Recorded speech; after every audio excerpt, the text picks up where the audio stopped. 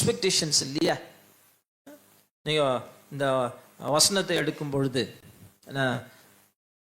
சில நேரத்தில் அப்படியே வச்சிருவாங்கன்னு சொல்லுவாங்க. யாரோ எனக்கும் சொன்னாங்க, அவங்க வச்சிருவாங்கயா கம்யூனியன் நேரத்தில் வந்து எல்லாம் எடுத்துகிட்டு போவாங்க. இது ஏதோ எடுத்துகிட்டு போகிற காரியங்கள் அல்ல, இது ஜீவனை கொடுக்கின்ற வசனங்களாக இருக்கிறது. அதனால தான் ஒரு நீளமாக இருந்தால் கூட பரவாயில்ல, நீங்கள் முன்னதாக ஜெபத்தோடு வந்து எடுத்து சென்றீர்கள்.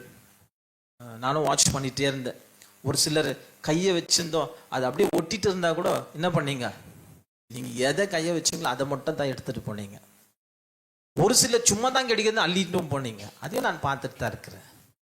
இப்போ ரெண்டு எடுத்துட்டு போனீங்களா? உங்களுக்கு எதுன்னு தெரியுமா? உங்களுக்கு நீங்க சொல்லுங்கள்ல, என்னத்தை செய்கிறோம்?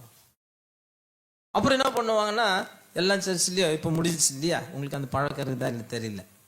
நெக்ஸ்ட் விமென்ஸ் ஃபெலோஷிப் இருக்கும், அதுக்கு நெக்ஸ்ட் யூத் ஃபெலோஷிப் இருக்கும், அதுக்கு நெக்ஸ்ட் மென்ஸ் ஃபெலோஷிப் இருக்கும், அதுக்கு நெக்ஸ்ட் எல்லாம் இருக்கிற ஃபெலோஷிப் எல்லாம் இருக்கும். ப்ளஸ் நம்ம வீட்டில் ஜெப கூட்டங்கள் எல்லாம் இருக்கும் இல்லையா, அது மாதிரி எல்லா கூட்டத்துக்கும் என்ன பண்ணுவாங்கன்னா, ஆண்டின் முதல்ல நீங்கள் வந்திருக்கிறீங்க, உங்களுக்கு வசனம் எதையும் எடுக்காதீங்க.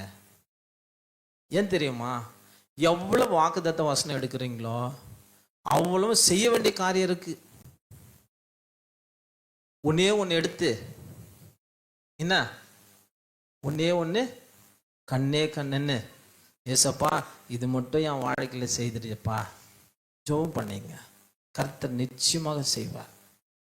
அந்த அனுபவத்தில் நான் சொல்கிறேங்க, நான் சும்மா ஜோக் பண்ணிட்டு இல்லைங்க, நான் அனுபவத்தில் சொல்கிறேன். அதையே நீங்கள் வைத்து அதையே நீங்கள் பின்பற்றி பாருங்களேன், கர்த்தர் நிச்சயமாக செய்வாருங்க. அவர் என்ன நீங்க கேட்குறீங்களோ அந்த காரியங்களை கர்த்தர் வாய்க்க பண்ணுகின்ற ஆண்டவராக இருக்கின்றார்.